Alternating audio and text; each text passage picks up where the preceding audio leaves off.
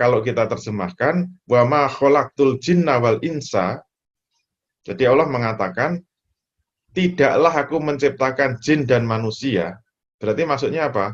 Allah menciptakan jin dan manusia itu tidak punya tujuan apa-apa. Tidak ada tujuan sama sekali Allah menciptakan jin dan manusia. Illa, kecuali, nah itu maknanya khasar.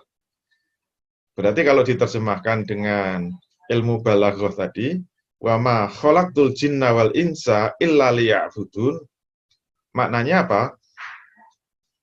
Allah ingin menciptakan jin dan manusia tujuannya hanya satu, yaitu apa?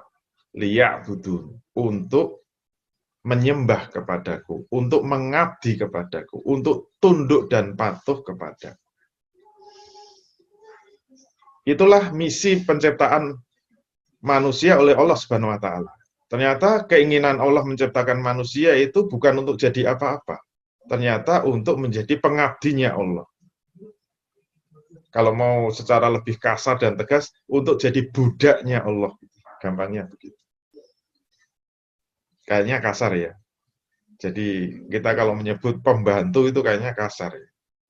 Kamu kerjanya apa? Jadi pembantu rumah tangga, itu kayaknya kasar. Tapi sebenarnya kata pembantu itu bisa nilainya tinggi tergantung yang disandari. Disandarkan kepada apa gitu. Kalau kita mengatakan pembantu rektor, itu maknanya wakil rektor itu. Jadi tinggi kan. Pembantu gubernur itu jadi tinggi. Apalagi pembantu presiden itu menteri gitu. Jadi rebutan sekarang. Kalau presiden ngomong mau reshuffle, wah semua udah ancang-ancang rebutan. Kenapa? Siap jadi pembantu. Kenapa itu tinggi? Karena disandarkan kepada presiden. Dan seharusnya yang paling tinggi, yang maha tinggi itu adalah Allah Subhanahu wa taala. Jadi kalau disebutkan menjadi pembantunya Allah, budaknya Allah itu adalah derajat yang paling tinggi dari makhluk. Kenapa? Siap menjadi pembantunya Allah. Kasarnya seperti itu. Oleh karena itu,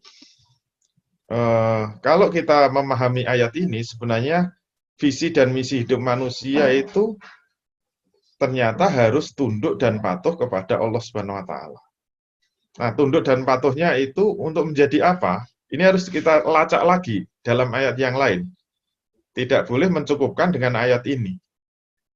Karena terkadang ayat ini kemudian disimpangkan, disempitkan maknanya. Illa liya'budun dimaknai dengan apa? Kecuali untuk beribadah kepadaku. Ibadah sudah diartikan dalam makna yang sempit. Hanya ibadah mahdoh saja. Oleh karena itu kalau manusia hidup itu ibadah mahdohnya udah beres, ya berarti visi dan misi hidupnya sudah beres. Sudah sesuai dengan apa yang dikehendaki oleh Allah. Yang penting sudah rajin sholat, rajin ngaji, cinta Allah sampai mati. Islam, yes. Tepuk anak TPA. Nggak boleh diteruskan. Kalau diteruskan, dilarang sama polisi. Agar tidak terjadi penyempitan makna dari illa liya'budun, maka harus kita lihat dalam ayat-ayat yang lain, sebenarnya misi diciptakannya Allah, diciptakannya manusia oleh Allah itu untuk apa? Kita bisa lihat lebih jelas dalam Al-Baqarah 30. Wa idz qala rabbuka lil malaikati inni ja'ilun fil ardi khalifah. Nah, insya Allah ini menjadi lebih jelas. Wa idz qala rabbuka, dan ingatlah ketika Tuhanmu telah berfirman lil malaikati kepada para malaikat.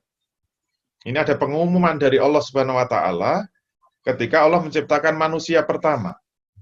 Pengumumannya apa? Allah ingin mengumumkan apa visi dan misi atau apa tujuan utama Allah menciptakan manusia yang akan diturunkan di atas muka bumi. Pengumumannya apa? Inni ja'ilun fil ardi.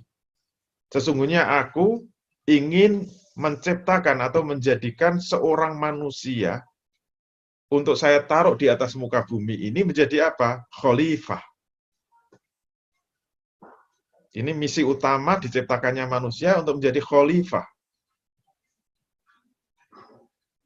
Khalifah itu apa? Khalifah asal katanya kan dari kata khalafa, artinya menggantikan. Oleh karena itu kalau secara bahasa kita mau artikan misi utama Allah menciptakan manusia jadi khalifah itu apa? Untuk menggantikan Allah di atas muka bumi. Tapi tidak untuk menggantikan menjadi Tuhan. Menggantikan menjadi apa? Menjadi pengatur bumi ini dengan aturan-aturan Allah.